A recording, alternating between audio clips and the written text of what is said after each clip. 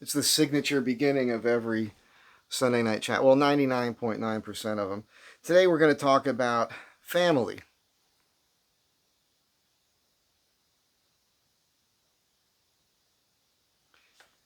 Some of you, great families, man. People take care of one another. They did well. Your parents did well. Your grandparents did pretty well. You guys are normal. Normal is just what's accepted by the majority as being normal. But you know what I'm saying. You get married, you have kids, you do your best to raise them.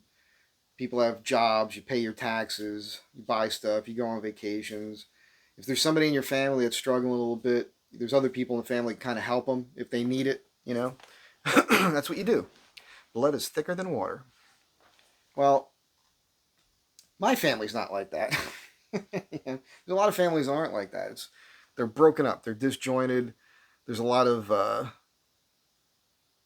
psychological things going on. There's just not good stuff, not positive stuff. And so the family, when they try to get together, it's just nothing but a hard time. And also, you could be in a situation like with us, there's nobody really in the family that's doing that great that can really help out anybody else, at least financially, or even put them up, And unfortunately, you could have people in your family that, while you're related to them and you want to love them, and you do, you love them, they don't make it easy for you to love them because there's so much drama and crazy nonsense going on that you realize that you can't actually have it in your life. You can't be part of it.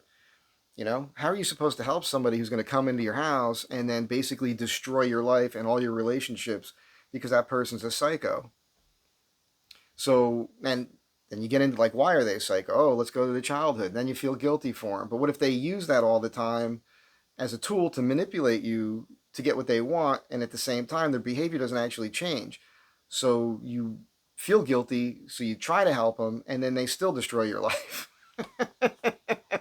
What are you supposed to do? You know what you do? You cut that person off. That's just what you have to do. That's just how it is. And so what I'm going to do now is I'm going to tell you a story. And I'm going to start early on with things and bring you up to date with the latest drama. Because I must have spent 5 hours on the phone yesterday with this crap. It's insane. But it's it is whatever. It's what it is. It's not. You guys ever hear a TV show called Jerry Springer? Remember that at the end, because this turns in like a Jerry Springer friggin' episode here. If you've been here before, if you've been here for a while, my name's Mike, by the way. If you haven't been here before, that's who I am. You kind of know my story. I've been living alone since I was 14 years old. My parents got divorced. I'm not going to get into that right now. I've done it before. It's a story. And although I got to tell you, it was a good thing for me because when that happened, by the time I was 15, I ended up back down the shore, which I consider my hometown. This is the Jersey Shore. And the best thing about that was that I had these friends, and they were always bringing me to their houses for dinner. Imagine, by the way, today, if you're a parent and you've got high school age kids, and your kids come home one day and they say, "Hey, there's this guy in school, and he's 15, he's living alone, he's got his own place." Like, how would you react to that? Back then, Gen X, the parents back then in the 70s and the 80s. As kids, we kind of lived like adults. We had a lot more freedom, and weird things were just accepted. But what these people would do is they take me in a lot, and they would feed me dinner and all this, and it was awesome because I got to see how normal families were. And there's nothing perfect, but it was a lot better than mine, what I had grown up in. And I love my dad and everything, because my mom was a little kooky. But what it did for me was that it turned a gear in my head that made me realize that it's not just, you would see the Brady Bunch on television or something, and you knew that's not real. You know what I mean? Like, you knew. Especially when you had the household I grew up in. But when I was in people's homes, it wasn't that far off from the Brady Bunch, really. It was pretty amazing. And I realized, oh, this is real. Like, you can have this. And I had one friend who was being raised by a single mom that had a nice home. It was a beautiful house. It was well done. They ate dinner together. And, you know, it just wasn't all the crazy turmoil that I grew up around. So that made me realize, like, my family was atypical in not a great way for the most part. When I was younger, we had nice holidays at my grandparents' house. They always went all out. So Thanksgiving, Christmas, things like that. That's the families got together for those events, and that was one nice thing that I did have that we did as a family, pretty regular. We did all the events, you know, Easter, all that stuff, Greek Easter. You know, my parents did go out of their way to make sure that we had that up until a certain time. Like my youngest sister, who's in Arizona right now, which is this is going to touch on her a little bit, because what she's going through right now, just it's such a crazy thing. I love you, baby. um, she didn't have as much of it. She had it when she was young, but then once you know, anyhow, just throwing all that out there. It was good for me to get away when I did because it helped to make me become a better person. Because I was on a road to, you know, disaster uh, before all that. At any rate, I had to get away from that because it was too crazy. It was too insane, that environment. And then eventually, things in my life went through this thing that a lot of you know about where I had to kind of leave New Jersey and I came out to California. That didn't have as there was a little bit that I do with my family, which actually is part of what we're going to talk about here as this discussion continues. But that was a smaller part of it, the family drama at that time, and maybe I'll bring that up. I know I've brought it up here before, but the big part was other stuff. I had to get out of the state. So I came out here, and it was great because I was 3,000 miles away from all the drama. The bummer about it was that my one sister, who's no longer with us, she ended up having a couple kids. I wasn't part of their lives, right? So I have it's a brother sister thing, and I wasn't really part of their lives. And my other sister, who's still with us again in Arizona, she had a couple kids who are adults now, who they're doing great, by the way. Um, couldn't be happier for them, and I'm proud of them. And I mean, they had a tough upbringing, but their mom, my sister Ailen, man, she has had not an easy life, but she did the best she could, and she's kind of down on herself sometimes about it. But I reminded her the other day of the good job that she did. All she's got to do is look at her kid, how her kids are living now, because they're taking care of themselves and they're living well and they're good human beings and they're respectful and they're not asking me for anything. I mean, I did help my nephew out at one point, but I'm proud of those kids. So good for them. But the other two, the one of them, he's like my favorite nephew in a way because he's never asked me for anything, not once. And he's always said that he's trying to model his life on mine, which I always kind of try to steer him around that a little bit because he's not me. And this life that I have is the result of my own issues, trauma that I had as a kid, and everything else I went through. Really, what happened with the service, and everything else that happened that made me make choices in life that led to me living this lifestyle, which is not for everybody. It's not something a lot of people can handle. I had a whole conversation with him yesterday after all the crazy drama that we'll get into here about, like, dude, broaden your horizons, don't spend so much money, save more money, get out of the country from time to time, see things, see the world, you know, enjoy this life. Just don't make it all about work and your side hustle, bringing in money and just to buy stuff and staying in this little place and just living that existence. You could be happy doing that, I'm sure, but I know that for me personally, being able to travel and do all the things I've done in my life, it made me a more well-rounded person. If I'm speaking about a particular place on the planet that I've been to, you get what I'm saying. At any rate, I don't know how to get to all this. I was kind of on the fence even talking about it because it's going to get really weird and kind of creepy, and people are probably would give you advice like, don't talk about your personal life so much. But the reality is you guys are you're my head shrinker. Every time you hear me use the term head shrinker, by the way, what I'm hearing in my head when I say it is Sal Mineo in the movie Rebel Without a Cause with James Dean and Natalie Wood. There was just something about his character, and he kept using that term. I got to talk to a head shrinker. I got to talk to the head shrinker. And that's just how I hear it, and it's just funny to me. And so when I say it, that's for my own humor, for my own entertainment, rather. I hope you guys understand. I'm a fucking weirdo. So I get this call from my nephew, I guess it's been a couple weeks ago now. And he says, hey, my sister says, well, he got this information from one of her baby daddies. So I've got this niece. We're going to get into it. I wouldn't be doing this if she wasn't pulling what she's been pulling lately. So, but she's got like 4 kids from 3 different dudes. And it's a thing. And she does this OnlyFans thing. And I assumed like maybe she was good at that. That's how she was surviving. But new information has come out since yesterday. It's all smoke and mirrors, kind of. But it's a friggin', like I said, it's a Jerry Springer story. It's crazy. But he calls me and he says that because he talks to one of the baby daddies, because the babies are his nieces. She's got 4 girls, 3 different guys.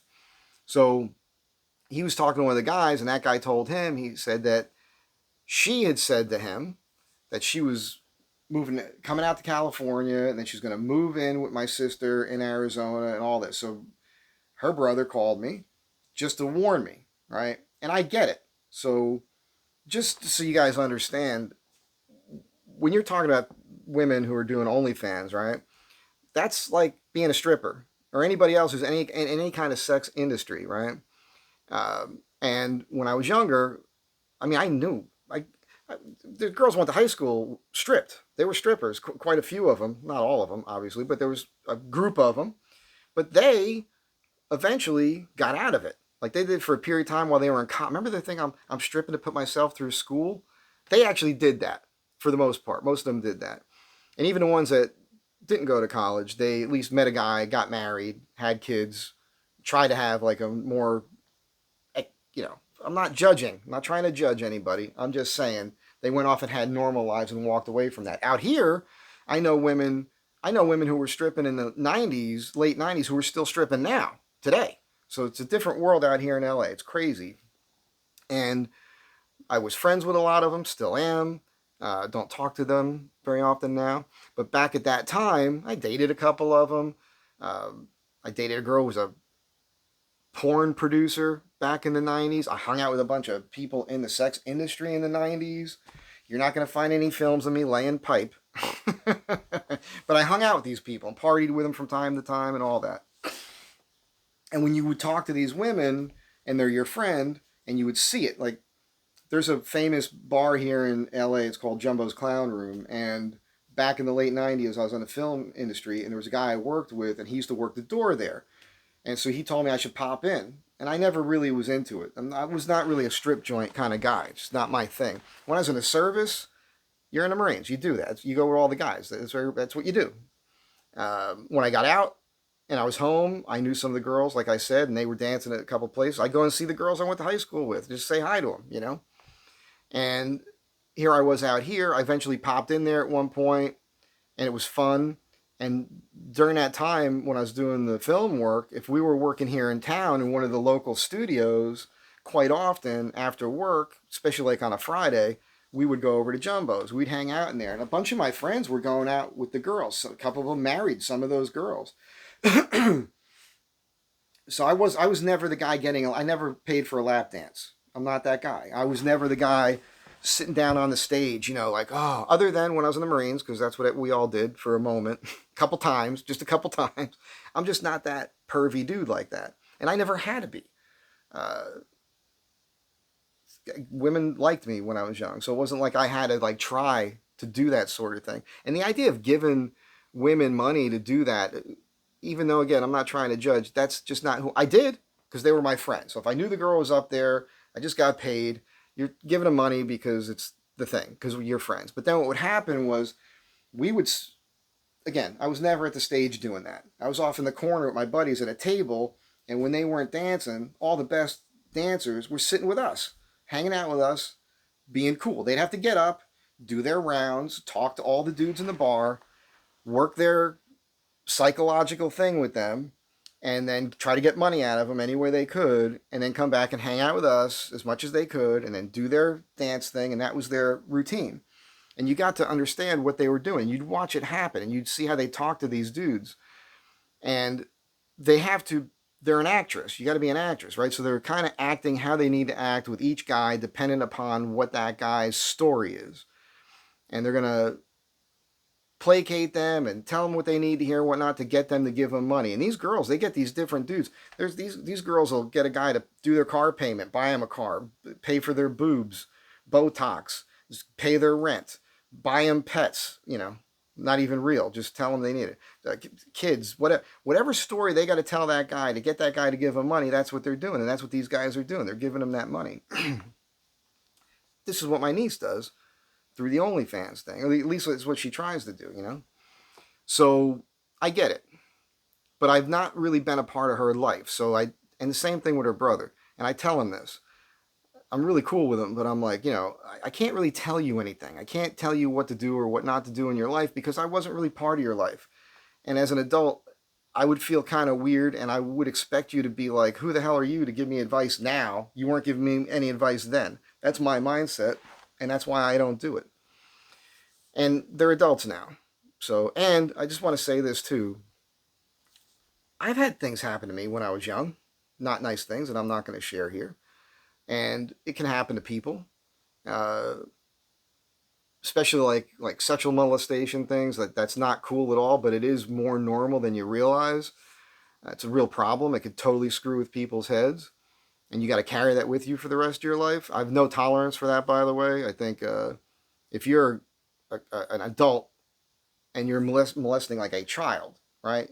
Especially somebody who's under 10 years old, you should basically be killed. Because you just wrecked that human being's life for the rest of their life. You put them through this traumatic experience, which is really going to screw with them. But at the same time, I got to go off on a little bit of a tangent here within this world. These days, you have this thing where people bring that up a lot to use as a tool to manipulate people for sympathy to get things from you. Women tend to do this the most.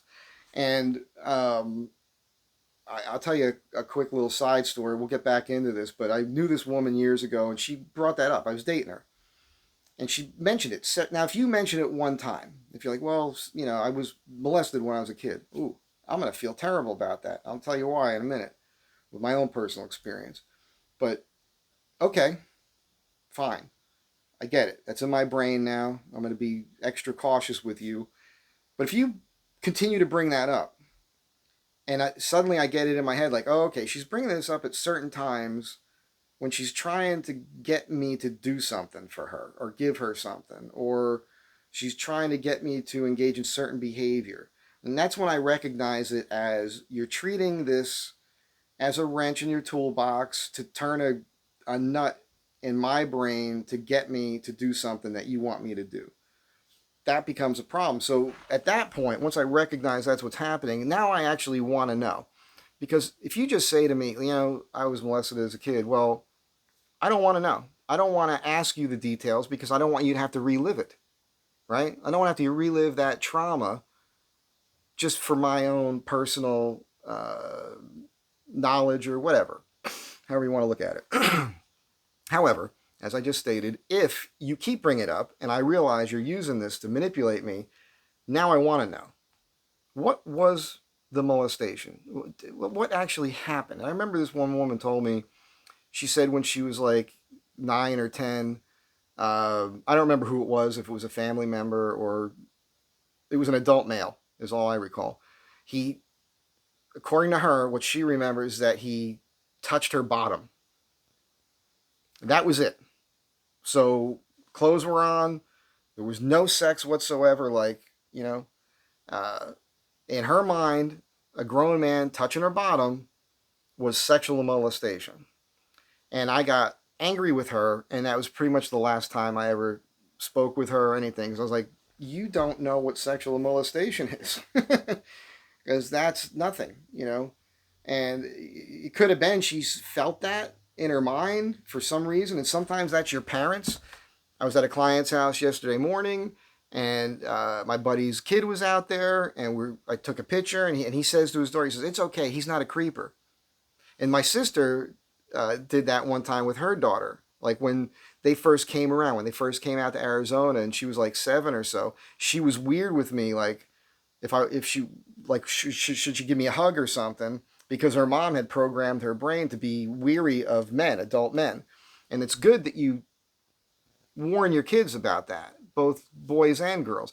When I was young, about that age, my father said to me one day, this was his only advice on that. He says to me, he says, "Michael, if another man ever touches you, you punch him in the mouth with everything you got, as hard as you can, right in the mouth." That was it. Now, he didn't get into the sexual part of it or anything, but I knew what he meant. That was the only advice he ever gave me on that. He was good like that. Anyhow,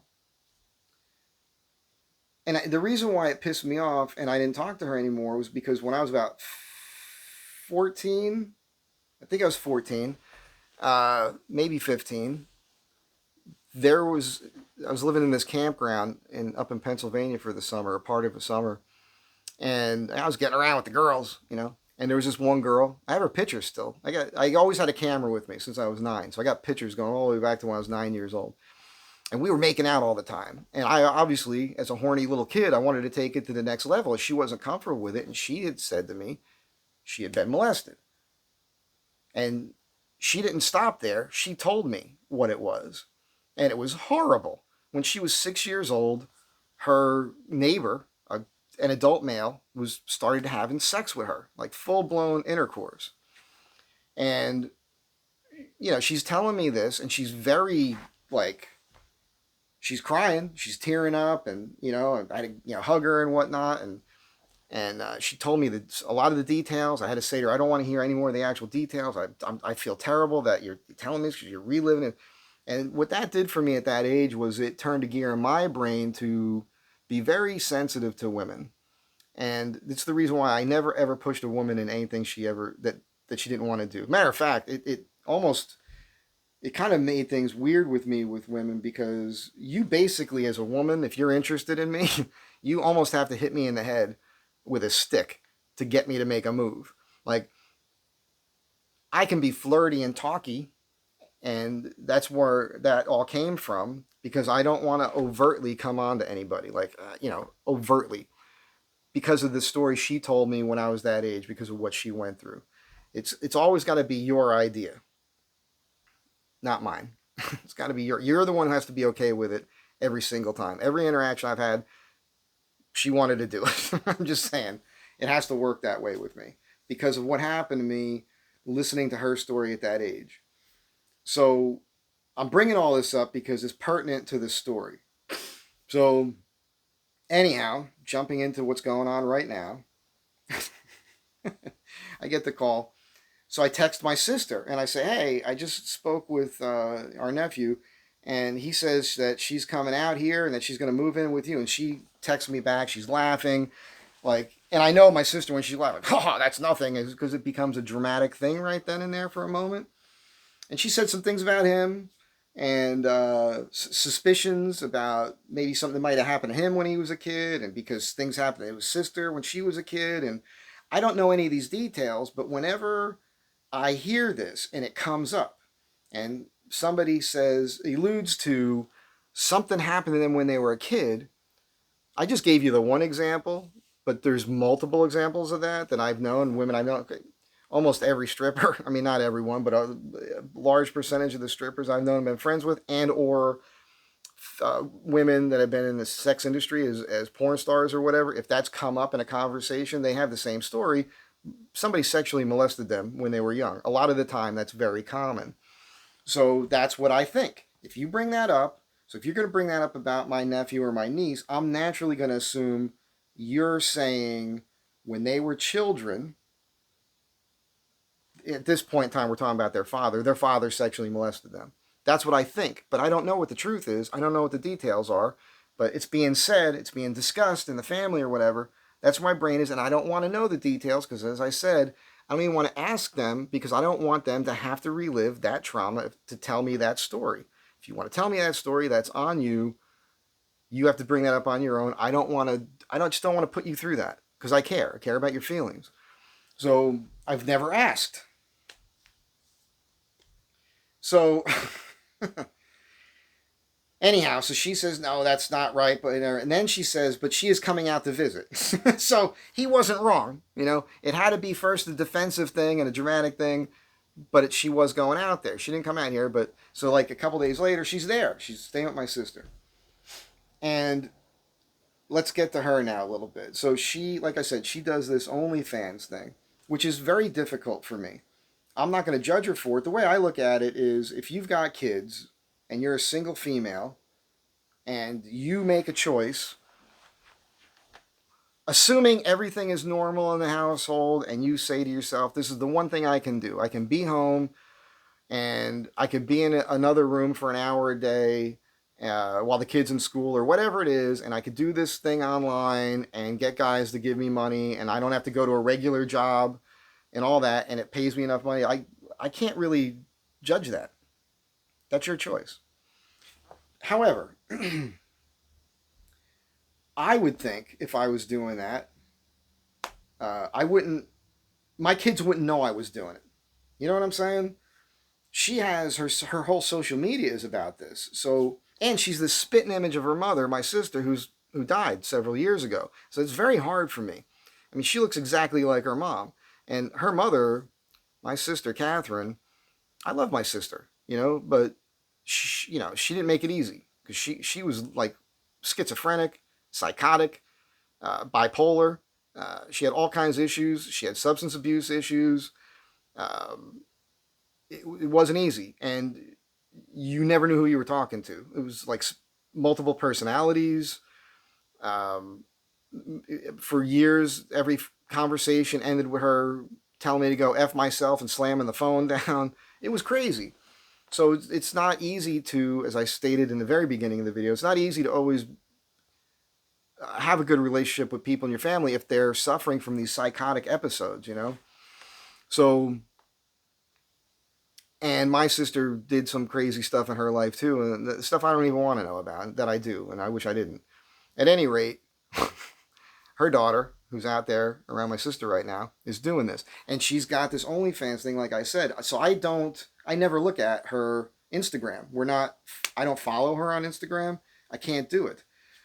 But because of that, what I didn't know was that she had sent me a note on Instagram. So when you open Instagram, you get messages, right? You got the little heart there and that little, what's that? Is that a paper airplane or something? That arrow thing?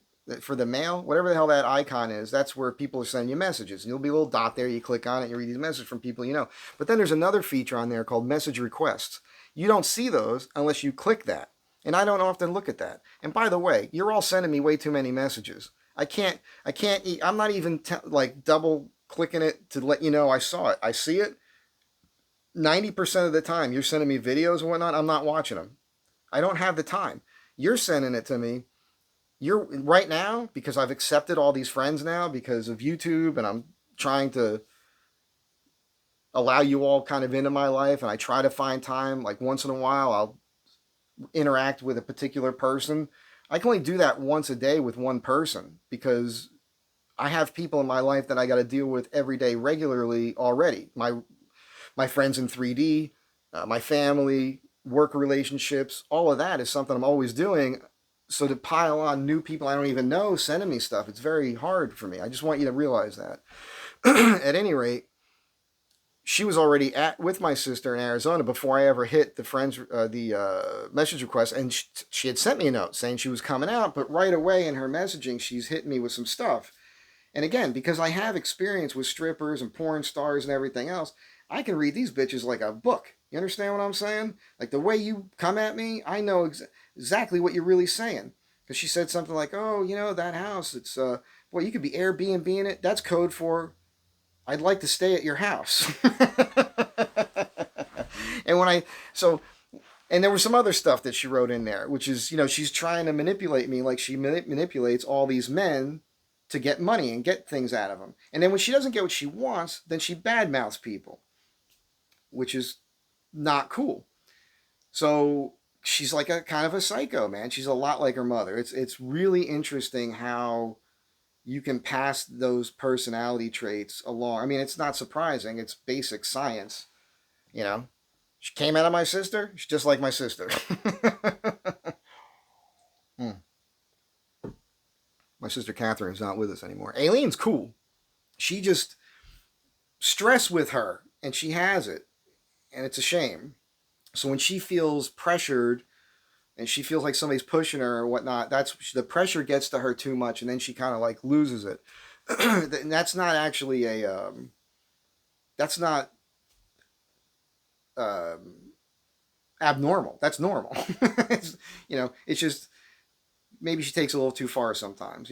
I always say to her, I say to anybody else, life is 10% shit happens, 90% how you deal with it. That's the reality. So she was trying to work me in this letter. I could see it, like what she was getting at. So I knew right away. And so then I get back to my sister and we start talking about it. We talk on the phone. And the first conversation, things were okay. She was there, they were doing things. But Aileen put my mind at ease. She goes, "Look, I know what she wants." And I say, I shut it down right away. There's no way she's going to be in that house. Don't worry. It's not going to happen. I told her that if anybody's going to be in there, it would be me or her daughter. And she said that she had said to our niece that, hey, Michael told us no. He's not going to tell you yes. He's got plans. He's moving in there. I still got to get the rest of my stuff out of that house. As you guys know, I mean, my sister hit me with she wanted to move out there, and she lived in that house for like a year or so, rent free. I still paid all the bills, and I paid the taxes on everything else. And then for like a year or more, she still had stuff in the house, and that was a little bit of an issue for us because she didn't really understand what I was trying to say to her, which was, I can't get into that house the way I want to if your stuff is there. You got to get everything out so that I can get in there and remodel parts of the rooms and build some shelving and do the floors and the stuff I want to do, because I want to change that place. That's on me. My own money, my own time. This is what I've been doing. So I want to do these things so that then I can do these moves with my stuff and have a place to put things, and then eventually be in there. That's the way I want to do it. It's what I've told her from the beginning. But I think she was just under so much stress she never heard what I was saying, and she was only thinking about things from her perspective. So psychologically speaking, I understand it. But I'm basically a year and a half behind where I wanted to be on that house. Really, 2.5 years, because if she was still in Jersey and didn't move out here, I'd probably be living in that house right now. That's just the reality. So anyhow, I'm not mad. I love her. I understand her situation. I care about her. I do what I can for her as I can. At any rate, this is a different thing. So we're talking about it. Then I start getting notes from my sister here, and things have gone sideways. And our niece is started creating all kinds of havoc with her in the apartment building that she's living in, and acting scenes out, and just she has befriended people in the building that my sister lives in, and she's programming their brains with a bunch of nonsense about my sister, which none of it's true. She's just manipulating everybody she runs into to get them to be on her side so she can get something out of them. Case in point, she befriended a woman that lives there that my sister knew and was friendly with, and now that lady's giving my sister a stink eye, and she's letting our niece live with her. Which is, I'll tell you what, countdown, less than a week, that's going to last. That's going to go sideways. So anyhow, all this is blowing up, and yesterday it was all day on the phone, and I'm talking to my nephew, and I ask him finally, because my sister brought it up again, because my niece brings up. By the way, in between this time, I did interact with my niece on Instagram, and so she sent me back this thing, a manipulative series of texts, one after, there's like 4 of them, each one's like multiple paragraphs, and it's all over the place, but it's basically trying to guilt me. You know, oh, I came out here to get our family back together and do this and do that. Uh, no, she's running away from trouble that she's in Pennsylvania. That's what the reality is. Like there's legal problems that she's running away from, and she thinks that she can go to Arizona, she could somehow create some kind of life, and eventually, I mean, she's been saying crazy stuff. I offered her to get her a job because I know people own a restaurant there. I don't want to work. I don't want to work for the man. My sister said I can get you an apartment in this complex. I don't want to pay rent on an apartment. If I'm going to pay money, it's going to be from with my own house. What are you talking about? You don't have any money. You're coming out here because you think your family can help you. We can't. And while you're out there, you're destroying my sister's life. Like my sister does this thing. She door dashes. And the way DoorDash works is if you keep all your appointments, you do things the way you're supposed to, you work up to like a number, 90% or higher, where you get the offers for the dashes before other people, and that's how she survives. And my sister's a good-looking woman, and she's fun and funny and quick-witted, and she has an interesting sense of humor, and she's a lot like me. She could be doing this, by the way. My sister should be doing comedy with the crap she's lived through. So she was there, but when my niece came in, she ended up missing her dashes, and now that lowered her ranking, and now she's not making money. So there's another thing. Niece comes in, lives with her, starts creating havoc, arguments, trying to put stuff in my sister's daughter's head, my other niece who's only 9. It's not good. And as I was about to say a minute ago too, which I jumped over, I'm sorry, I'm all over the place. It's a little bit much for me. I hope you guys are okay with this video. um, Imagine you're a kid and you get on social media and you look at your mother's Instagram and she's shaking her ass and her ass, she's in a thong and she's naked, covering up her nipples and trying to look all. That's crazy, man. I wouldn't want to see my mother like that. Would you? That's not good mothering. That's not good parenting. So that's just my opinion, but I believe that because you when you're a little kid, you become the product of your environment. So she's basically raising her daughters to be just like that. That's not right. That is a judgment right there. Am I wrong about that? Maybe. You can tell me in the comments. So, all the YouTubers. I'm going to say this, but tell me in the comments. It's crazy, man. So this is all happening, and I don't know what to deal with it, but I call my nephew, my niece's brother, and I'm like, dude, you were right to call me, and here's what's going on. I just want to fill you in. Everything you predicted about your sister is happening. She's just kind of wrecking my sister's life. They're arguing right now. My sister eventually kicked her out. She's manipulated somebody else in the building to live with her.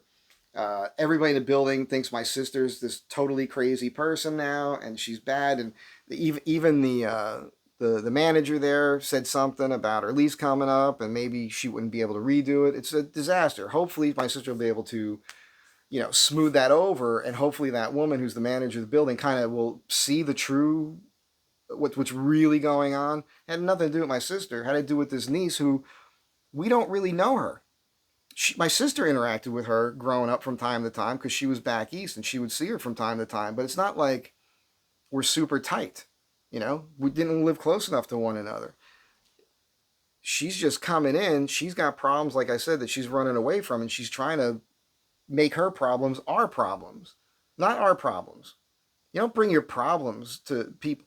If you've got, again, like I said in the very beginning, if your family is doing great and they got money and all kinds of things, and you got a bunch of problems that they can kind of absorb and, put you up and help you out, that's a different story. But even if they did, even if you had that and you showed up in their house and then you started countermining the discipline with their own kids, right? How would you feel? You got a 9-year-old kid and you're telling her to do something, and then this, OnlyFans chick comes in who's just got this guy's attitude where everything's okay, and she starts telling, yeah, you don't have to do that. Don't listen to your mother. It's okay. You don't undermine the disciplinarian in the family with their own children. That's the kind of thing she was doing on top of other things. So, again, I'm talking to my cousin, and I finally ask him, I'm like, dude,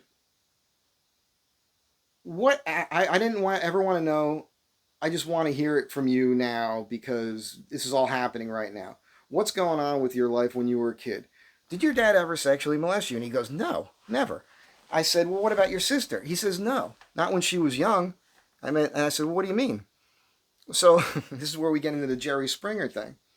So apparently, this is a lot of information. My family might be pissed off at me for revealing this. Don't care. Don't care.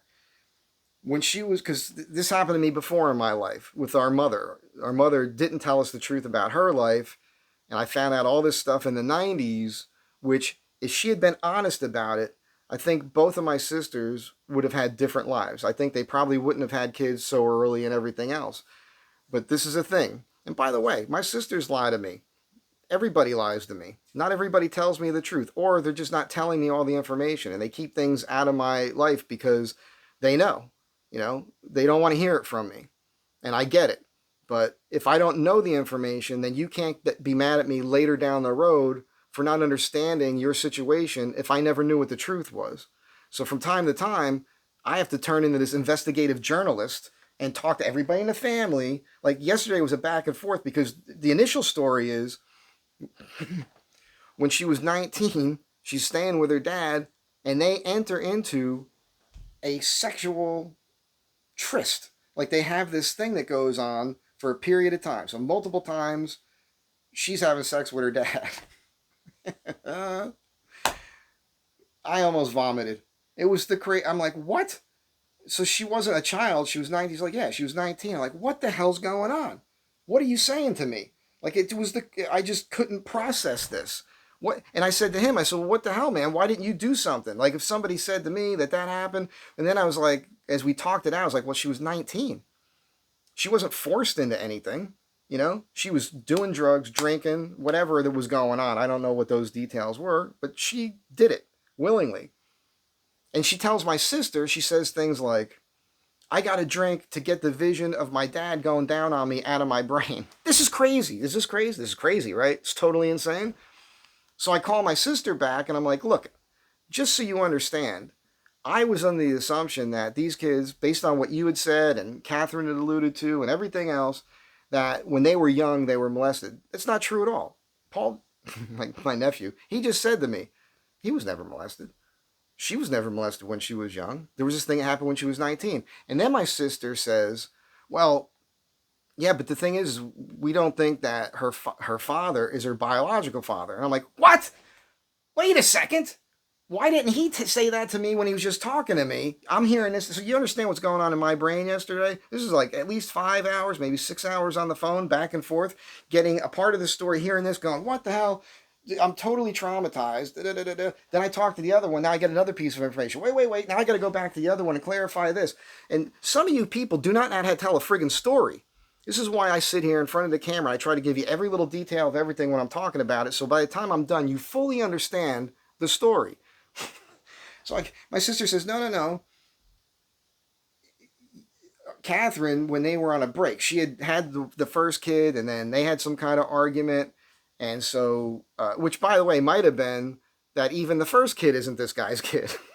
And let me just tell you, the guy that my sister married, when I met him, me and my dad met him, afterwards, we just looked at each other like, what the hell is that? Because this is this tiny little guy with like this bent spine, like he's got scoliosis, but it turns out he had polio when he was young.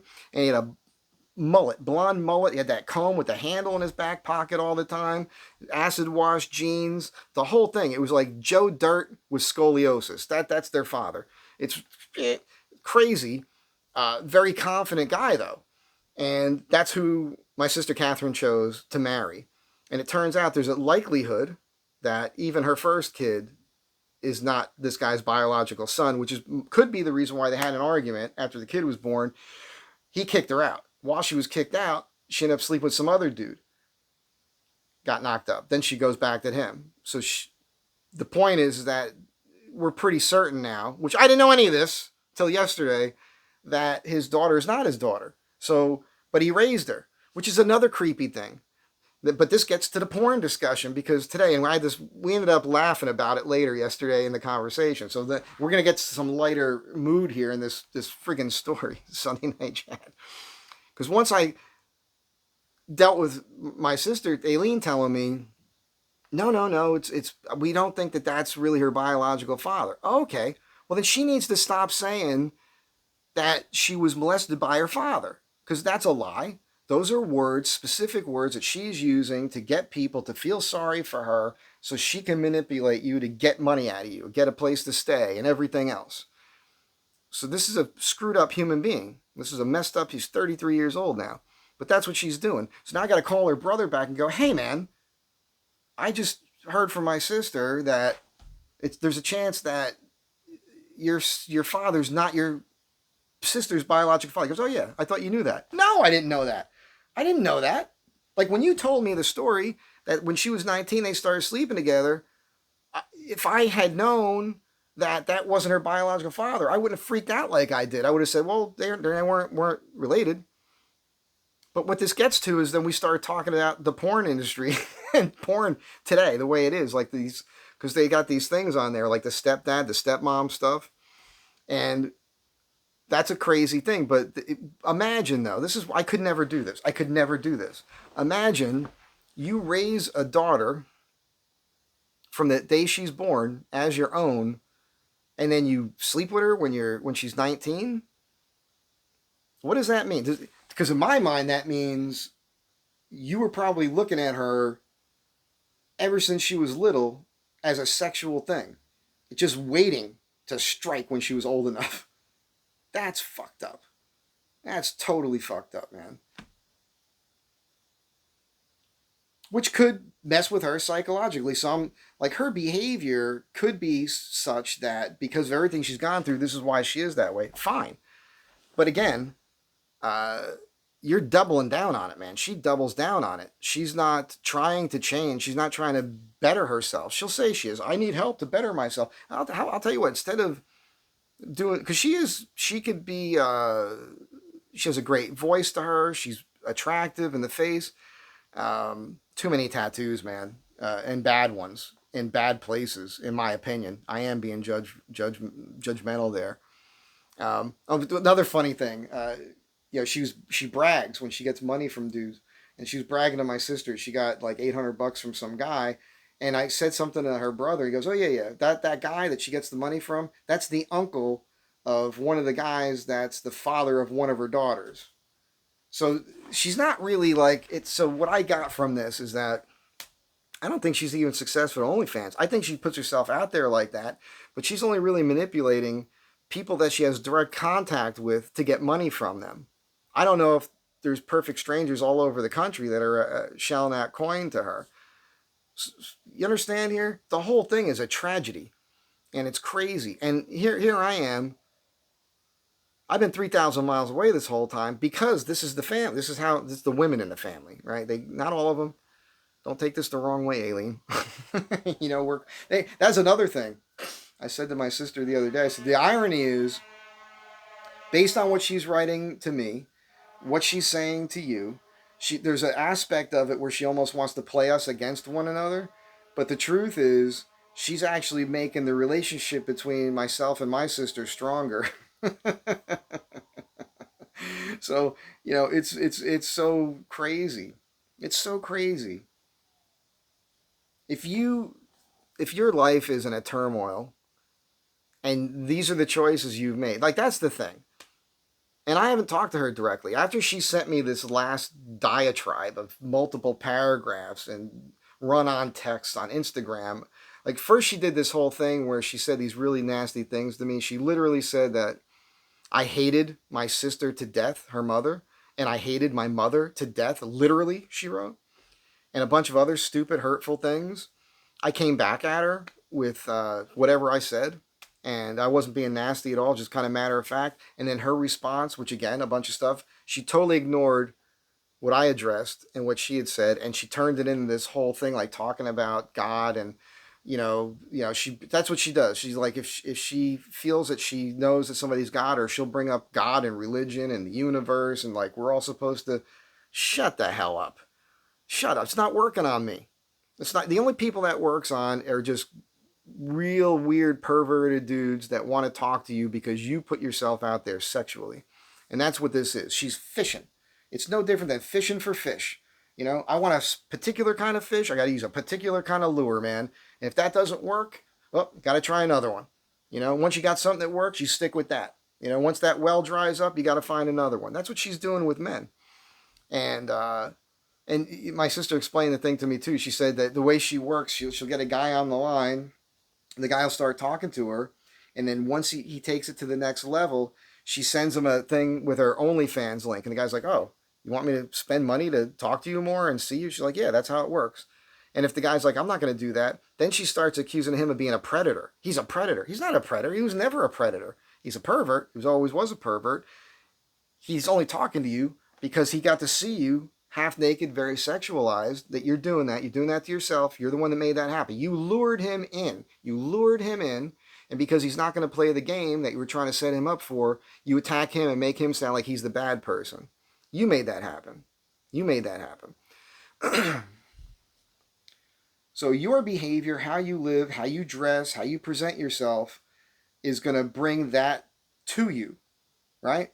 So if you've got that energy you're putting out into the world, that's the energy you're going to get back into your life. If you're a positive person, just trying to do good for people whenever you can, those are the people you're going to get into your life. All right, if you wake up in the morning and your first thought is, "Oh man, what's going to go wrong today?" Guess what? Something's going to go wrong today, you know? And by the way, it's not something that went wrong. It's just something that happened.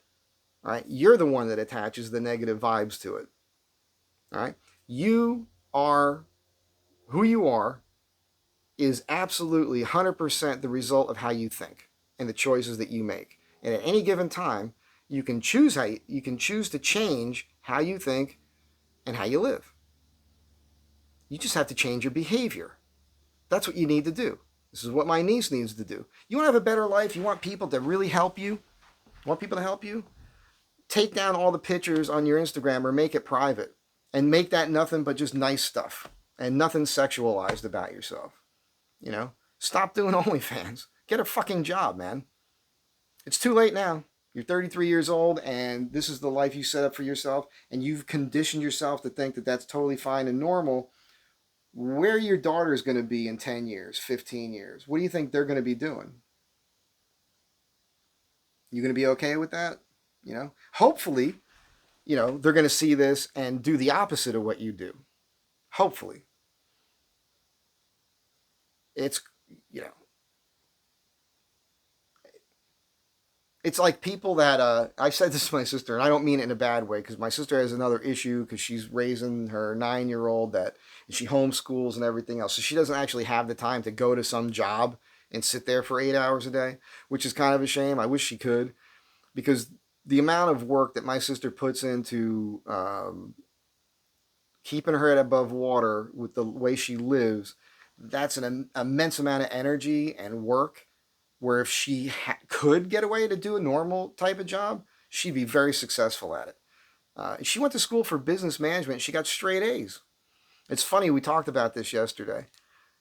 It's unfortunate. It's just the climate that we're in today.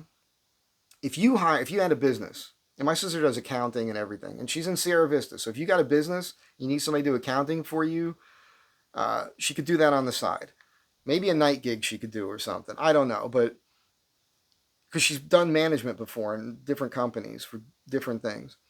And it almost never lasts because she does her job well. So if you hire her to run your business and you have other employees, and those employees are not doing their job well, or they're lax, or they're just there to collect a paycheck, you know, and they're doing things they're not supposed to be doing on the job, well, she's the manager. Her job is to correct that for you. It's your business, right? She's helping you because she's going to help the people under her. She wants them to be more proficient, focus on their job while they're at work. That's what you're supposed to be doing. It's not called happy fun time. It's called work. And that's what she does. And the problem is people complain about that. And then the management above her, the owners, are like, hey, you got to be nicer to people because, you know, you're creating. She's not creating problems. She's there to do the job. So she ends up either getting fired or having to leave for doing her job.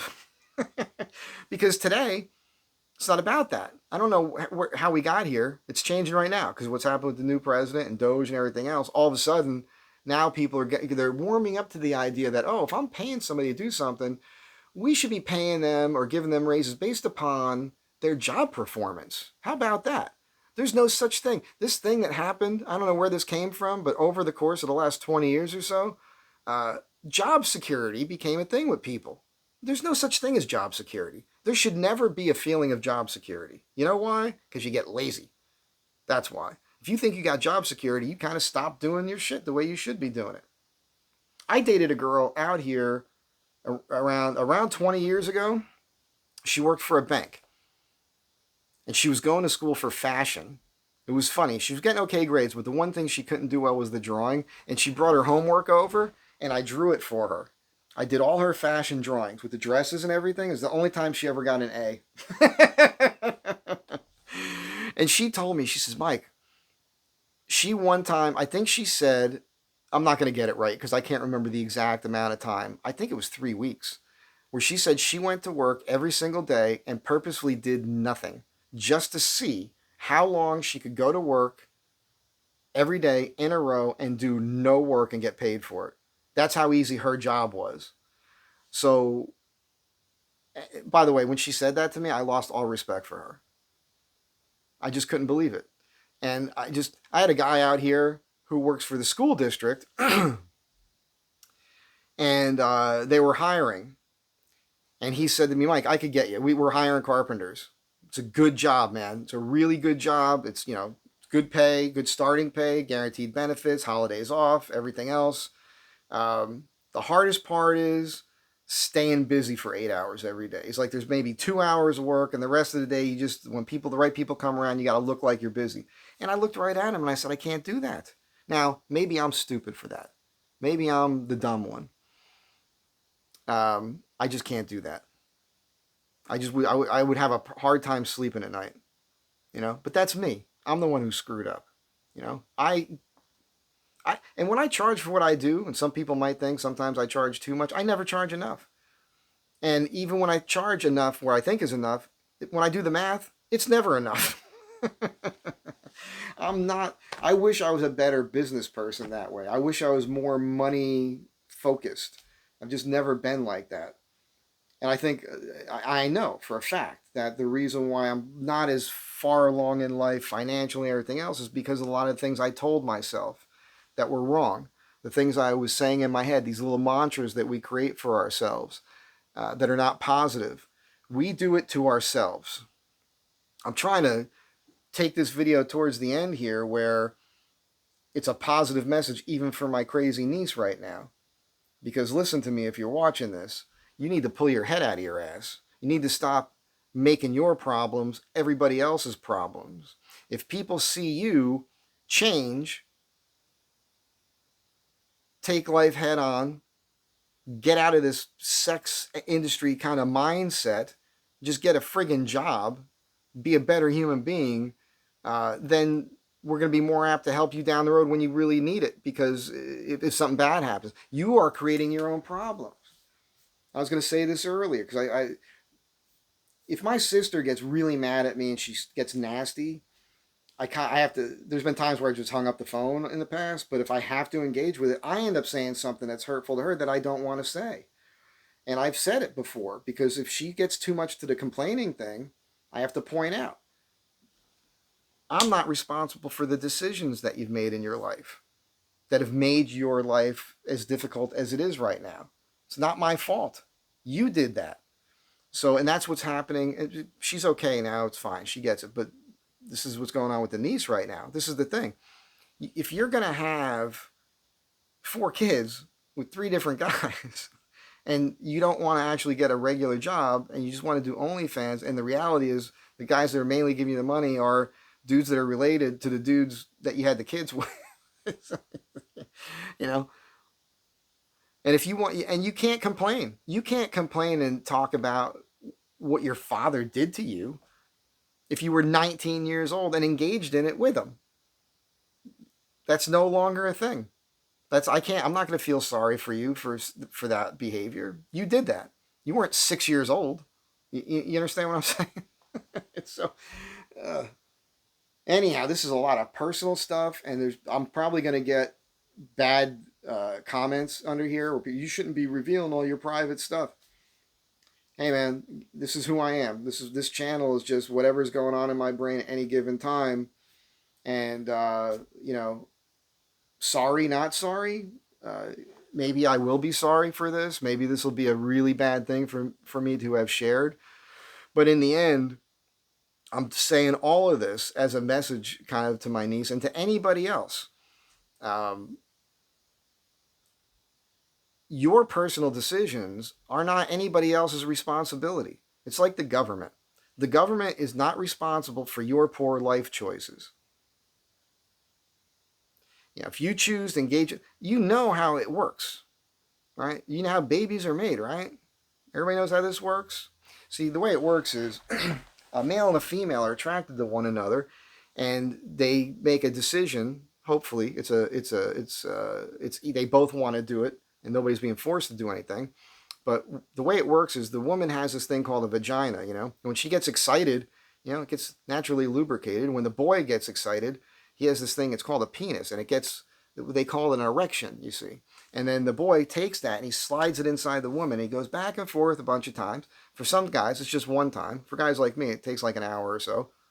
And then eventually, he has this thing that's called an orgasm. He ejaculates his stuff. It's called sperm. And it goes inside the woman's vagina there. And she produces these things called eggs. And what happens is the little sperm fly in there and they get into one of the eggs, and that can become fertilized. And that's life. Life starts right at that moment, by the way.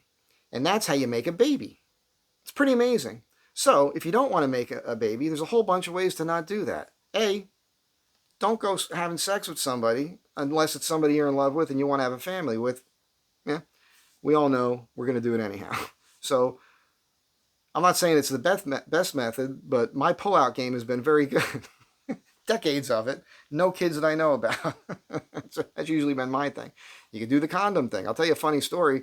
The first time, the few times I had sex in the very beginning, the first few times I had sex, I wore a condom and I didn't have an orgasm. So I did not know it was a big deal. I didn't know what the big deal was. And then the first time, I was like 15, the first time I had sex without a condom, and it didn't take long that first time. I mean, I was probably better than average still because I like to think of myself that way. But I'll never forget it. I had the first orgasm, and I did. I went in there, because you can't control it at that age.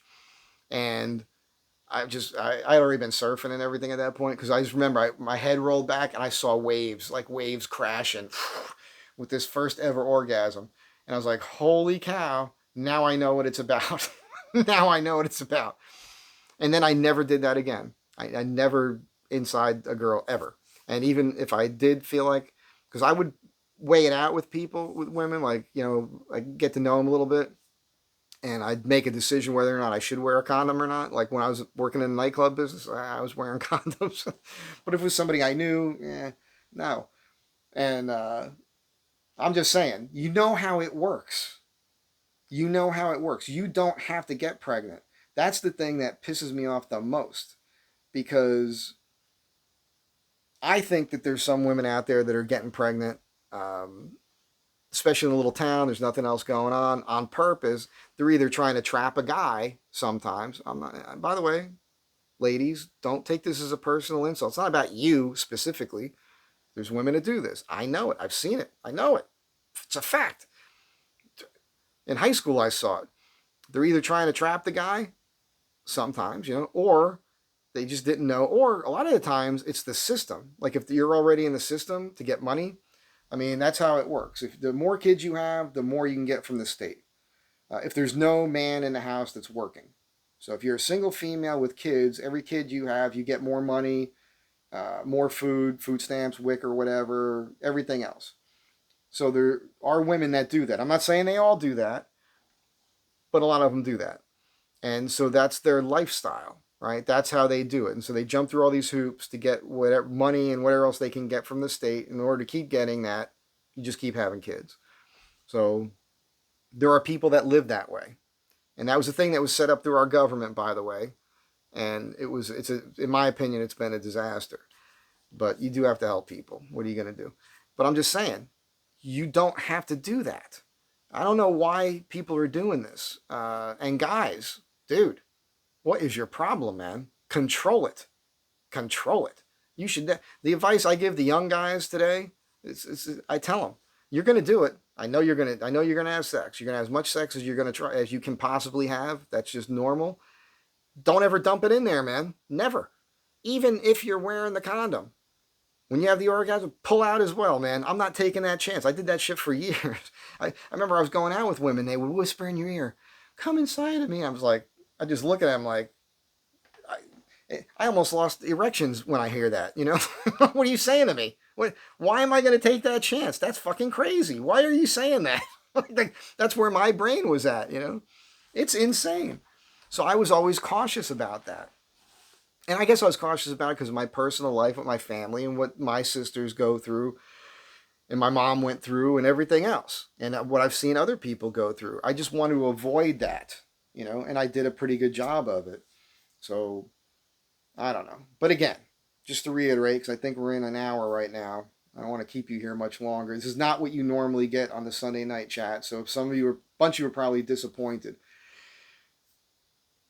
It'll be better next week. There are things I wanted to talk about with some of the politics, but to be honest with you, this week I really didn't pay too much attention to it.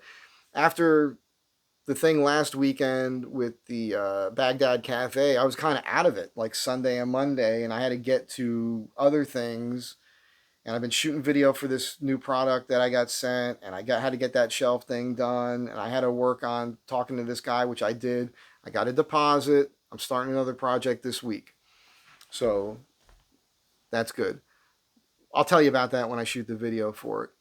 And there's other things going on too that I haven't shared with you guys. So this week was an interesting week, just lining things up and conversations, and of course the drama with the family that this whole video has been about already. And I'll tell you, another reason why I pull away from the family and I don't talk often is because a lot of the times there's drama involved, and I can't, if I've got that going on in my brain, I can't focus on other things. You know, I can't focus on the job that I need to do and the things I need to do to keep my own life going. So your problems are your problems. I don't make my issues your issues.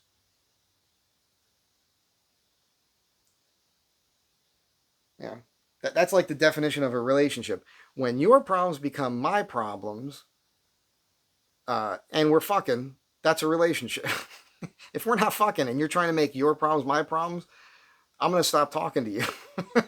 You know, that's the thing. That's the thing. If we're fucking and you're not helping each other out with your issues, then that's just like casual sex or, you know, friends with benefits or something. Like a relationship is you're fucking and and your problems become one another's problems. That should be on a t-shirt somehow. I just can't word it any better. I don't want your problems, man. I don't want to deal with your drama. As you can tell, I got enough of it going on. You know what I'm saying? So I try to live my life in a very simple way. You know, I sleep really good at night. I'm pretty healthy. I still have some hair left on my head, you know? I'm not real fat and everything and depressed. Now I'm able to, you know why I don't have those issues? Because I avoid other people's drama. I avoid other people's problems. Anyhow, I guess I owe some of you an apology if you're upset about this video, but like I said, sorry not sorry. Thank you for being here. If you've watched this long, you're really good. You're really, really good, because I expect most of you must have already turned this off about 10 minutes into it. You're like, I don't need to know this guy's personal stuff. By the way, none of these are my problems. It's just what happened to me over the last couple of days with the family, and I have to vent it somehow. So I'm venting it to you. We're friends, right? This is what friends do. Friends let other friends vent. I'm just venting. Now I don't have to think about it anymore. I got it out of my head. It's gone. Now I can focus on other stuff. I don't have to talk to anybody else about it. So with that, I'll leave you with it. And just remember, try not to make your issues, your problems, your life choices, other people's problems.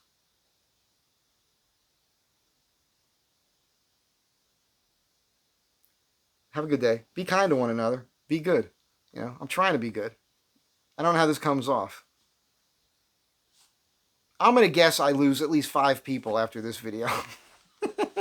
I'll catch you in the next one.